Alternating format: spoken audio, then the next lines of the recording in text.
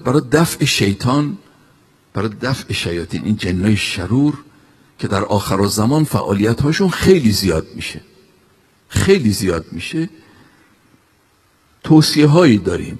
من چند تاشو عرض میکنم خدمتتون. خوبه شما البته بعضیشو خودتون میدونید، عملم میکنید، ولی عرض میکنم خیلی بجاست که این رو انجام بدید.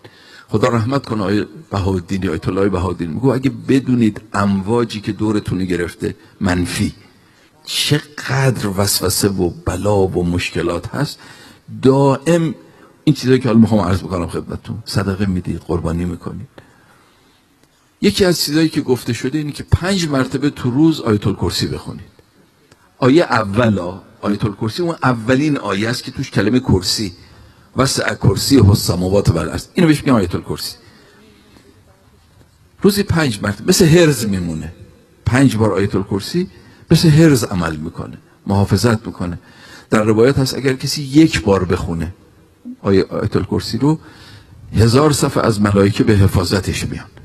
بار دوم که بخونه باز 1000 صفحه دیگه، بار سوم همینجور باز 4000 صفحه از ملائکه براش میان برای حفاظتش.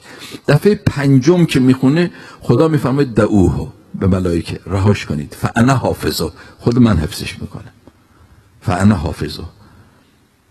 4 قول رو که بعضیاتون صبح به صبح میخونید دیگه، 4 تا سوره‌ای که اولش قول داره، قل هو الله احد، قل یا ایها الکافرون، قل اعوذ برب الناس، قل اعوذ برب الفلق، بسیار موثر. خوندن قرآن تو خونه، امیرالمومنین میفرماد کسی که تو خونه قرآن یه مقدار بلند بخونید، داد نمیخواد دادن بزنه، یه مقدار بلند بخونه. اگه بتونه جلسه قرآن تو خونش باشه که فوق العاده است، اگر نه همون قرآن رو یکم بلند بخونه. امیرالمومنین میفرماد البیت الذی یقرأ فیه القرآن، خونه‌ای که توش قرآن خونده میشه و ذکر توش هستش، تکثر و برکت تو اون خونه زیاد میشه، تحضره الملائکه، ملائکه تو اون خونه رفت آمد بکنن، و تهجره شیاطین ازش میرن بیرون. یکی دیگه از چیزایی که توصیه شده یه قرآن کوچیک جیبی همراهتون باشه، یه قرآن کوچیک. در روایت داره تطرد شیاطین رو دفع بکنه. باز توصیه‌ای که شده اذان رو بلند بگید تو خونه. حالا اونجایی که نماز شما تو مسجد بخونید که تو مسجد، اونجایی که تو خونه مثلا نماز صبح رو، اذان رو که اذان و اقامه بخواید بگید یکم بلند بگید، نه داده بیداده، یکم بلند گفتن. اینا بسیار کمکه. اگر کسی میتونه هر روز صدقه بده، قربانی، ولو تنهایی زورش آدم نمیرسه از جهت مالی، 10 نفر 15 نفر با هم دیگه شریکی قربانی کنن، اون که میشه دیگه. 15 نفر 20 نفر با هم شریکی قربانی کنن، فوق‌العاده موثره، به خصوص قربانی تو مسئله جن و دفع شیاطین. و از همه مهمتر توکل به خدا و توسل به اهل بیت، از همه مهمتر. شما مراجع تقلید رو ببینید، شیاطین بیشتر از همه باید به اینا طمع بکنن. اینا خب به هر حال بزرگان شیعه‌اند، باید به اینا طمع بکنن، به اینا ضربه بزنن، ولی نمیتونن، چون توکلشون به خدا و توسلشون به اهل بیت زیاده. خدا رحمت کنه آیت الله حق شناس رو تو تهران من جلساتش میرفتم،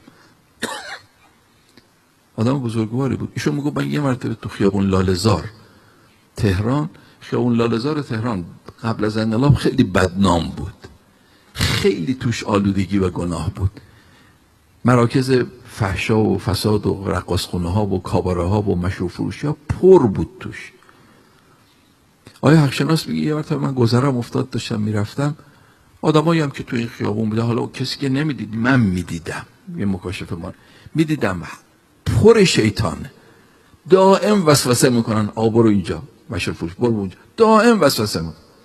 بگو یه جوانی رو دیدم که 2 تا شیطان داشتن هی تو گوشش وسوسه میکردن تو این مراکز فسادی که تو اون خیابون بود بره.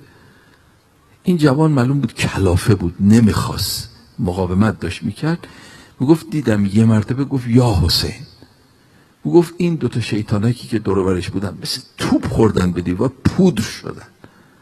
توسل به اهل بیت علیهم السلام، توکل به خدا، این دیگه بالاترین چیز است که آدم به قدرت برتر پناه ببره.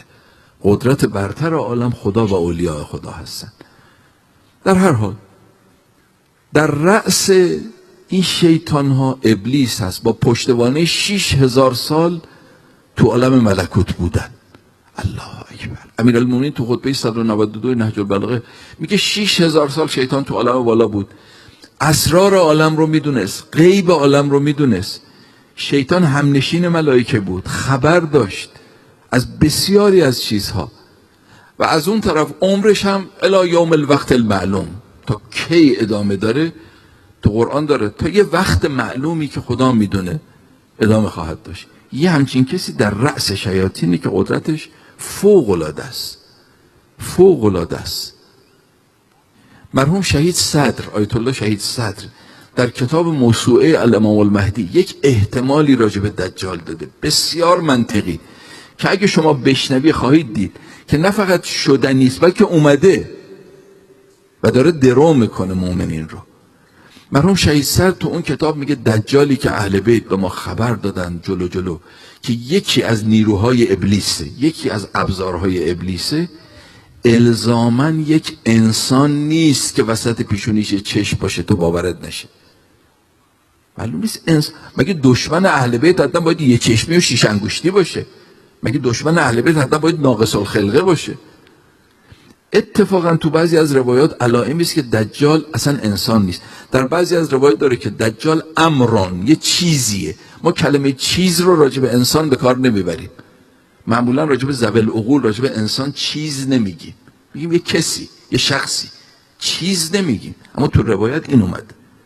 ایشون میگه به احتمال معقولی که ایشون میده اینه که دجال یک جریان فرهنگی فاسدی است که در آخرالزمان تولید میشه. یک جریان فرهنگی فاسد، یک فرهنگ مبتذل، یک فرهنگ فاسد که تمام علائمی که اهل بیت فرمودن رو داره. یک چشمه، چون اون فرهنگ فقط و فقط چشم مادی داره، فقط و فقط چشم دنیایی داره، نگاهش به دنیاست، هویت انسان رو به شکم و شهوت تعریف میکنه. فرهنگی که امروزه به نام فرهنگ غرب ما میشناسیمش، فرهنگی که امروزه تسلط پیدا کرده بر همه جا. یک چشمه، پشت دلاراشون نوشتن ما به خدا ایمان داریم. دلارا رو ببینید، اما هر چی گوش تیز میکنید صدای مناجات با خدا، اشک نمیشنوید از اون ور. این فرهنگ مادی یک چشم که نگاه به آخرت نداره.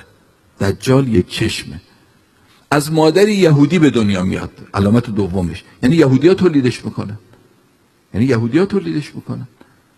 یک کتابی است دوستانی که اهل مطالعه هستید به نام کنترل فرهنگ، یا آمریکایی نوشته به نام ادوارد برمن، معاون وزارت آموزش آمریکا در زمان کلینتون بوده، معاون وزیره. یعنی اولا مسلمان ننوشته که رو تعصب نوشته باشه، ثانیاً آدم بی اطلاعی نیست، معاون وزیره. این کتاب کنترل فرهنگ رو نوشته، اسمش رو خودشه. کی فرهنگ دنیا رو داره کنترل میکنه؟ کنترل فرهنگ دست کیه؟ مراکز عمده خبرگزاری، تولید خبر، تولید هنر، تولید فرهنگ امروز دست صهیونیستای یهودی و مسیحی هست، با ثروت‌های نجومی، نه میلیاردی، میلیارد پیششون پول خورده، دارن اداره میکنن فرهنگ دنیا رو، اینا دارن تولید میکنن. هالیوود که همتون شنیدید 7 کمپانی و شرکت بزرگ فیلمسازی دور هم جمع شدن اون دهکده هالیوود تشکیل دادن. 7 شرکت بزرگ فیلمسازی، 80% سینماهای دنیا رو هالیوود تغذیه میکنه. فیلم درست میکنه، 3 ساعت جوان پای این فیلم هیپنوتیزم میشه، انقدر جذابه، هیچ چرتش نمیزنه. میلیون ها دلار خرج میکنن برای که یه فیلم بسازن. این فیلم 300 رو که به هر حال شاید همتون شنیدید یا بسیارتون، ایران رو به عنوان یک قوم وحشی این فیلم جلوه داده بود که هالیوود درست کرده بود. من الان یادم رفته میلیون ها دلار خرج کردم برای که این فیلم رو بسازن. بنابراین غذای دجال این فرهنگ فاسد یک چشم، غذاش که تغذیه میکنه این فرهنگ رو، هزینه انبوه، بنزی کوه، فتنه و فساد شرق و غرب عالم رو میگیره. نگرفته؟ خونه های اهل بیتی ها رو هم گرفته. همونایی که رو زبانشون یا حجت ابن الحسن عجل علی ظهورک هست، تو بازارشون، تو کاسبیشون، تو هنرشون، تو ورزششون، تو روابط اجتماعیشون، رگه هایی از همون فرهنگ شرکالود غرب تو زندگیشون هست. حالا دجال با این احتمالی که این بزرگوار شهید صدر میده، دجال امکانش هست؟ امکان که چی اومده، و داره درو میکنه. ما منتظر کدوم دجالیم؟ اون دجالی که یه چشم وسطی پیشونیشه اصلا معلوم نیست بیاد هیچ موقع، ولی این اومده. در آخر زمان فعالیت شیاطین الانس و الجن زیاد میشه. چرا؟ چون میخوان میدونن شیطان رصد میکنه با آمدن امام زمان بساطشون جمع میشه، لذا تمام فعالیتش رو میکنه که ظهور عقب بیفته، تمام فعالیتش رو میکنه که قبل از ظهور از مؤمنین ریزش بکنن، لغزش داشته باشن، یار بگیره برای خودش. شما اگر میخواید در مقابلش بایستید چاره ای نیست جز این که آدم پناه ببره به قدرت برتر، به خدا و اولیاء خدا.